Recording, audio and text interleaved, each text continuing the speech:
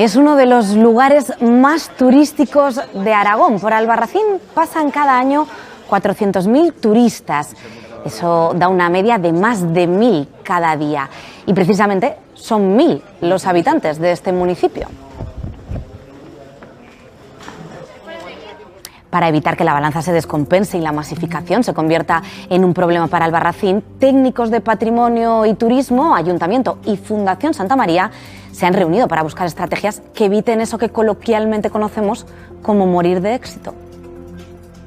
Albarracín recibe cada año 400.000 visitantes. Eso quiere decir que de media cada día pasan por aquí 1.000 personas y precisamente son 1.000 los habitantes de este municipio. Y para anticiparse a ese posible problema de masificación turística, aquí ya se ha comenzado a trabajar. Estamos con Antonio Jiménez, que es el director de la Fundación Santa María de Albarracín. ¿Cuáles son esos momentos en los que habéis notado que hay más turistas?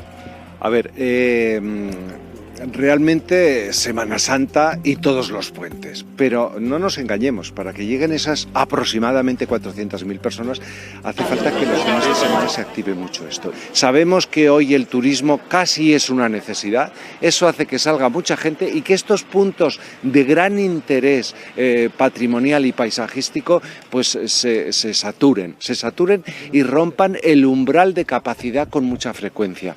Esa es la preocupación que tiene el municipio, especialmente la nueva corporación, y bueno, ahí hemos querido echar una mano pues con un grupo de técnicos vinculados con el patrimonio y turismo de ICOMOS, también de la Universidad Complutense, que nos vienen estudiando para ver qué remedios podemos aplicar para que esa amenaza no se convierta en la puntilla del propio proceso histórico de Albarracín. No sé qué estrategias va a tener ese plan, porque ahí en esa reunión las mayores preocupaciones estaban en el desgaste del propio patrimonio y también de la convivencia con los vecinos.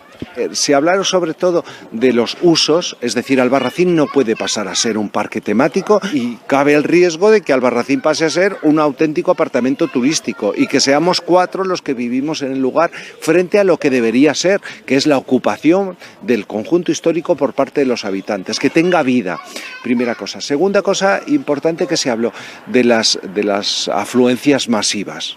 Es decir, no puede ser que para entrar en Albarracín tengas tardes entre 10 minutos, 20 minutos para entrar en plena Semana Santa, para después no encontrar aparcamiento y para después no poder comer, que es lo que suele ocurrir.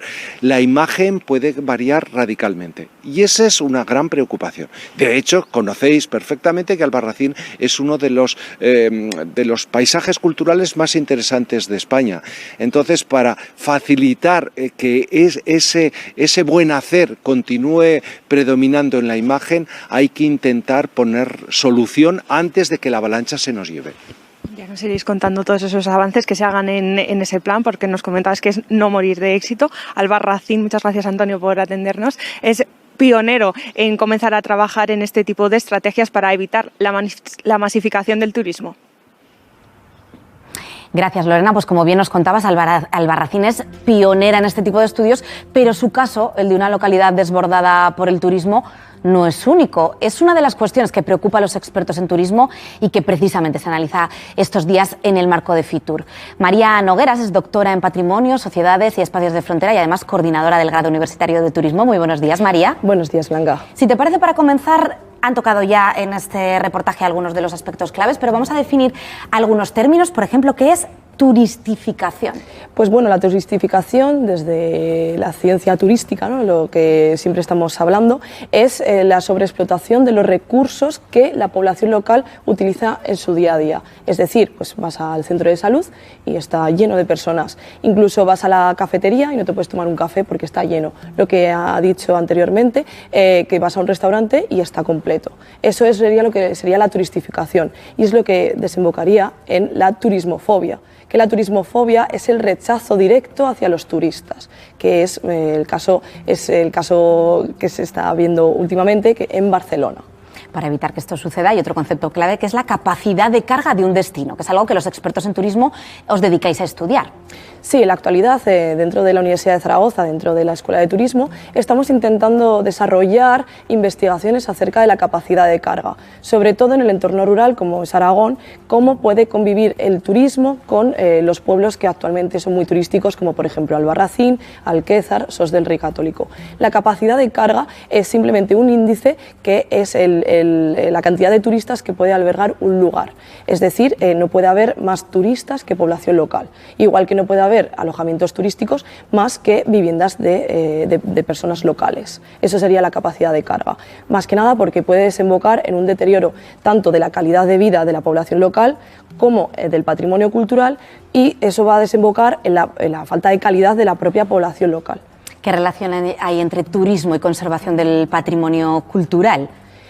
Pues bueno, el turismo es un arma de doble filo, puesto que por un lado sí que es cierto que el turismo puede ayudar a esa conservación, pero por el contrario, sobre la sobreexplotación, el sobreuso, que haya turistas constantemente, puede provocar un deterioro que pierda, ¿no? que pierda esa calidad, y que son piedras que tienen muchísimos años. En Albarracín, por ejemplo, con todo lo que han trabajado sobre la conservación de la muralla, pues se está viendo que de tantos turistas que hay, se está deteriorando ese trabajo que han hecho durante estos años pasados, que les ha costado mucho, y de verdad que es un trabajo increíble lo que han conseguido en Albarracín.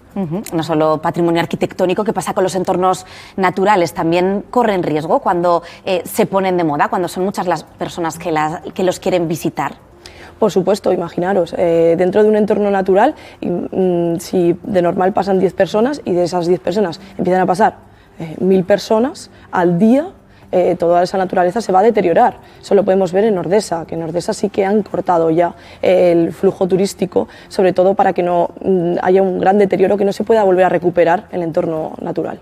¿Y qué pasa con los modos de vida de las personas que viven allí, la población local? ¿Cómo sufre o cómo disfruta el turismo?